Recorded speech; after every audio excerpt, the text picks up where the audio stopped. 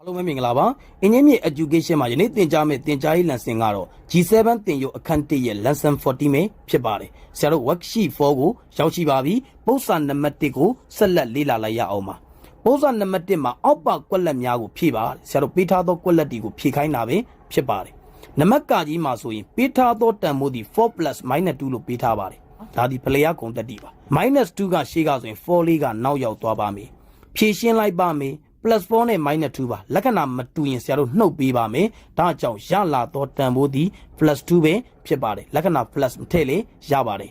နံပါတ်ကာကွေး -6 plus -8 လို့ပေးထားပါတယ်နေရာချင်းဖလှယ်လိုက်မယ်ဆိုရင်ဆရာတို့က -8 ဒီရှေ့ကိုရောက်ရှိသွားပါပြီ-8နဲ့ -6 ကိုပေါင်းခိုင်းခြင်းမှာလက္ခဏာတူရင်ဆရာတို့ကပေါင်းပေးရပါမယ်တူတဲ့လက္ခဏာတက်ပါမယ်တူတဲ့လက္ခဏာဒီ minus ပါ8ပေါင်းရင်ဆရာတို့14ပဲဖြစ်ပါတယ်နံပါတ်9ငယ်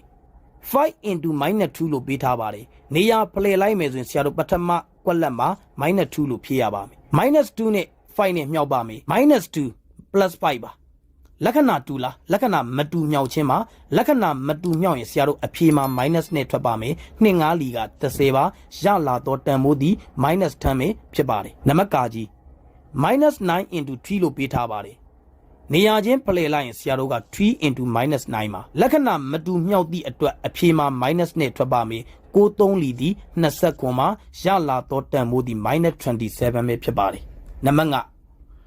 5 -7 into -2 လို့ပေးထားပါတယ်နေရာချင်းဖလှယ်လိုက်မယ်ဆိုရင် -2 into -7ပဲဖြစ်ပါတယ်ဒီမှာဆရာတို့ကလက္ခဏာတူမြောက်ရင်အဖြေမှာ plus နဲ့ထွက်ပါမယ် plus မရေးလေရပါတယ်ခုနှစ်လီဒီ14ပါရလာတော့တန်ဖိုးဒီ plus 14ပဲဖြစ်ပါတယ်ယနေ့သင်ကြားပေးခဲ့တဲ့ပုံစံနံပါတ်1ရဲ့ရှင်းလင်းချက်ကိုနားလည်လိမ့်မယ်လို့ထင်ပါတယ်အားလုံးကိုကျေးဇူးတင်ပါတယ်ရှင်လန်းချမ်းမြေ့ကြပါစေဗျာ